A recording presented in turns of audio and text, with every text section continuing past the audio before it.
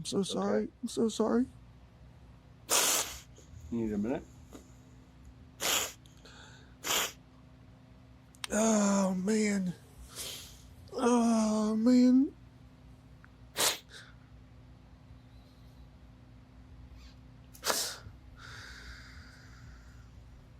What's tripping you up?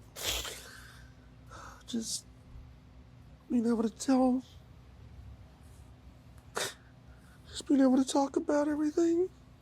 It feels like that people don't care to hear the truth. They just want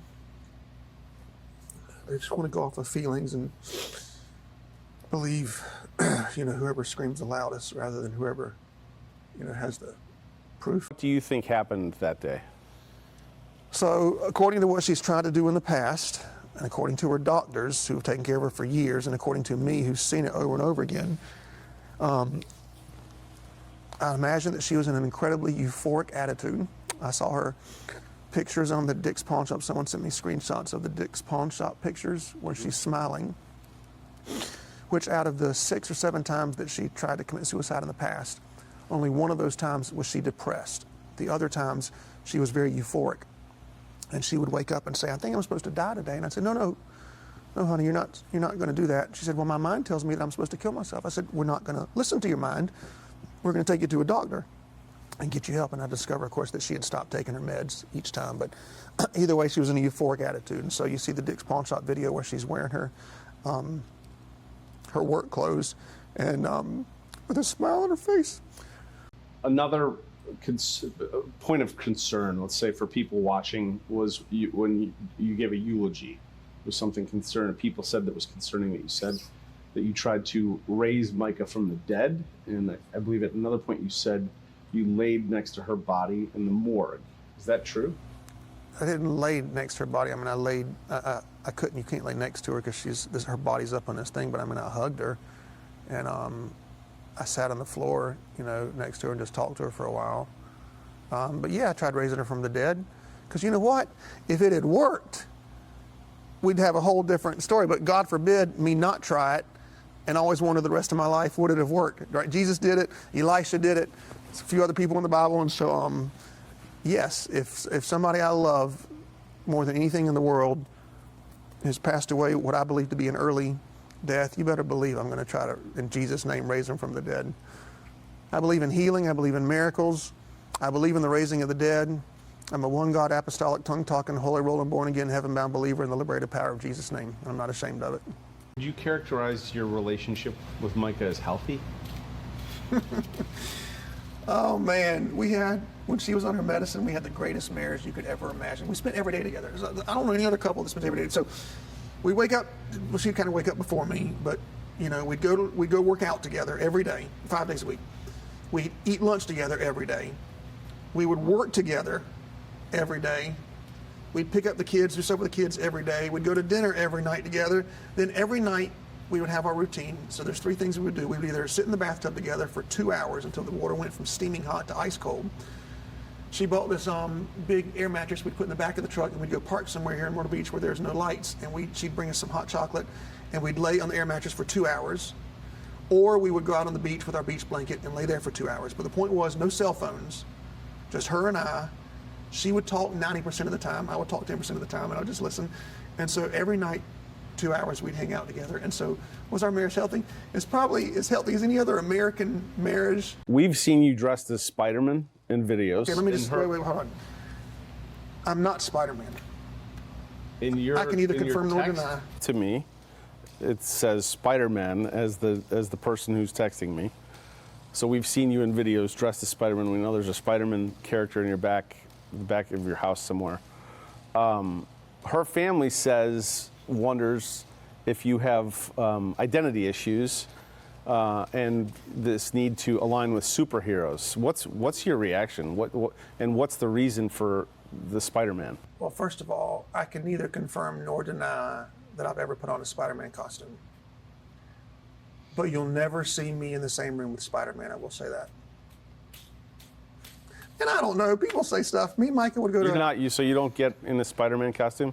Yeah. I mean, you just sent me a picture with you and Spider-Man. Me and Mica, we'd go to Comic-Cons every year. We both dress up. Micah dressed up more than I did, actually. There are times I didn't dress up and she did. We love that kind of stuff. She was Wonder Woman, she was Spider Woman, she was Mystique, she was a lot of different characters. So you're not even going to grant that there's something odd here? No, I'm not. No. I put on the Spider-Man costume. I go see handicapped children. I'll go visit kids that love comic books and that are handicapped, and I'll pretend like I'm Spider-Man, and I'll take them a comic book and do videos with them and stuff like that. Where were you when Mica died? It was on a Saturday. I was in Charleston with about 100 people from my kids' school. What was it? Oh, soccer. It was a soccer tournament. Okay, so we know, I've gone through Mica's last day, pretty much almost down to the minute. Bring us through your last day. You said soccer. Do you have any documentation that they were there? Oh, you're asking because, okay, I got you. Yeah, of course. Yeah, I can't believe people. Oh, my Lord. So, yeah, I was with about 100 people. We had dinner that night. We were all together at the soccer fields that day. Afterwards, after the soccer game, somebody was with me the entire time, who I can't name due to legal purposes, but I will say it's somebody that I love more than anything else on planet Earth. Man or woman?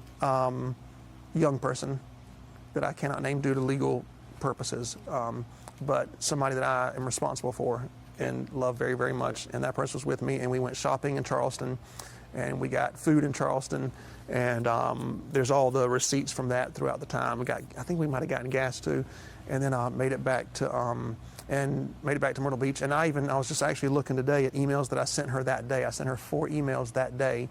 In other words, it all added up to you. It made sense to you. I mean, I'm not a detective. If she had heart surgery, I'm not going to question the heart surgeon. I don't know anything about detective work at all. Right, but it's your wife. I mean, and them telling you her life has ended. Are you trying to ask me if I think somebody murdered her? Do you think anybody murdered her? No. In a letter or in an email you wrote to Mica, you apologized. Yes. Right? You apologized for tracking her, for messing with her tires, for posting the picture. So that's all true, right? So great question. I'm so glad you asked that, actually. If I wanted to lie about that, I would just say I never wrote the letter, right? Because how can you prove that I wrote somebody a letter? There's no signature, there's no name, it's not in my handwriting, but I 100% wrote the letter. And I did it because the night that she was with me, the last night we were together for 4 hours, at one point, because the whole 4 hours I'm trying to get her to take her medicine. And then she's saying, my family doesn't want me to, they don't want me to come inside the house. Maybe it's your house, come inside.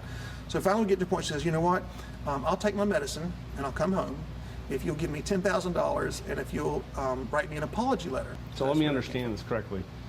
The email that you wrote to Mica, apologizing for hiring a PI, tracking her, messing with her tires, and posting a topless photo of her.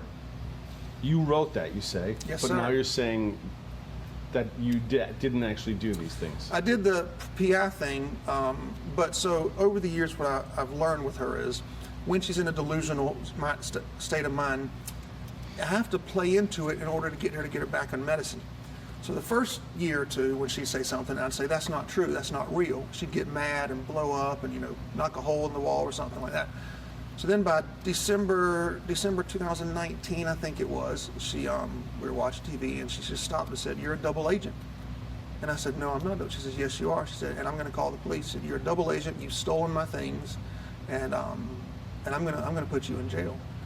And I was like, oh my goodness, what do I do? She hadn't been taking her medicine. So just to be clear, you wrote this to Mica, but now you're saying you didn't do those things. No, I did not slash the tire. I did not. I don't think there's a naked picture of her anywhere, ever. Anyway, I think that was just a made-up thing.